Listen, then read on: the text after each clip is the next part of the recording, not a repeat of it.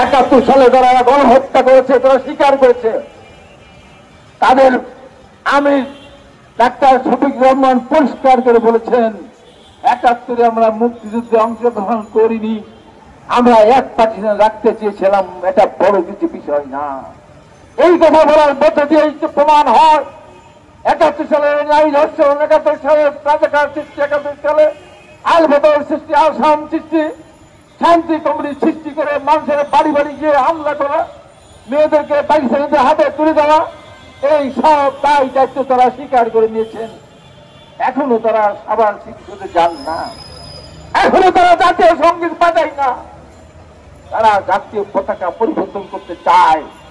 এই দেশের মানুষকে আহ্বান জানাবো, যারা পরাজিত দেশ মানে না, যারা দেশের জাতীয় সঙ্গীত মানে না, এই বাংলাদেশে তাদের রাজনীতি করার অধিকার থাকবে না। নির্বাচন কত পরের কথা। আওয়ামী লীগ যদি ১৫০০ মানুষকে হত্যা দেয়, ২০ থেকে ২৫ জন মানুষকে আহত করার জন্য অপরাধে, তাদের বিরুদ্ধে যদি আন্দোলন হতে পারে, তারা যদি নিষিদ্ধ করার জন্য আমরা দাবি তুলতে পারি, তাহলে ৩০,০০০ মানুষ, ৩০ লক্ষ মানুষকে যারা হত্যা করেছে তারা করে বাংলাদেশে রাজনীতি করবে বলেন আপনি? একটা কথা বলেন তো, এই জামায়াত শিবির রাজাকার দল বাংলাদেশে কোন একটি কাজ করেছে বলেন তো? ওই চরমনায় তারা তো স্বাধীনতার বিপক্ষে শক্তি ছিল, বলেন বাংলাদেশের একটা কাজ করেছে? একটা কথা বলেন, একটা কথা বলেন, বলুন একটা কথা। আমি প্রায় বলি, গোলাপী এখন ট্রেনে একটা সিনেমা দেখেছিলাম, সেখানে কবিতা অভিনয় করতেছিল, কবিতাকে গিয়ে জিজ্ঞাসা করতে, কোনো কথাই সে বলে না। শেষ পর্যন্ত তাকে অভিনেতা বললেন, গোলাপি গোলাপি একটা কথা কও, গোলাপি একটা কথা কও। আজকে আমি বলবো জামাত ইসলামকে, একটা কথা বলেন, একটা কাজের কথা বলেন, বলেন তো একটা কাজের কথা। এই কাজটা আপনার দেশের জন্য করেছেন, মানুষের জন্য করেছেন, বলেন তো? বলতে পারবেন না। চরমানে বলেন তো, নিজের সংগঠন সংগঠন করার জন্য আর পিরিপিরি করার জন্য মানুষকে বিভ্রান্ত করার যা করেছেন, প্রখর মানুষের জন্য কোন কাজটা করেছেন?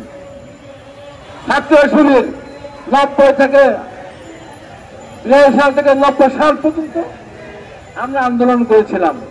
বলেন তো, একজন আহত হয়েছেন কিনা, একজন শহীদ হয়েছেন কিনা, একজন মার্কে হাসপাতালে গিয়েছেন কিনা, একজন অ্যারেস্ট হয়েছেন কিনা বলেন তো?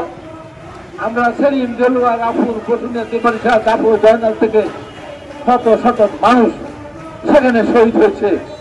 তাদের তো এখানে কোনো একজন লোক তো শহীদ হয়নি। এই যে বিগত 15 বছর আমরা আন্দোলন করলাম, অথবা 2001 সাল থেকে বলেন আপনাদের কয়টা লোক এই আন্দোলন করতে গ্রেফতার হয়েছে? বলেন তো রাস্তায় কয়জন আপনার মানুষ জীবন দিয়েছে? বলেন তো ধান, তেল, গ্যাস পৃথিবী দান গ্রহণ মিছিল করতে কয়জন আপনাদের শহীদ হয়েছে? বলেন তো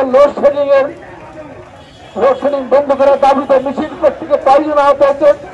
আমি তো এই বয়সে পাবনা জেলা ব্যাংকের আহ্বায়ক হিসেবে আমি যখন বিদ্যুৎ অফিসে এই দাবি প্রশ্নে আসতেছিলাম, তখন নির্মম নির্দয়ভাবে আমাদের রাস্তায় পিটানো হয়েছিল।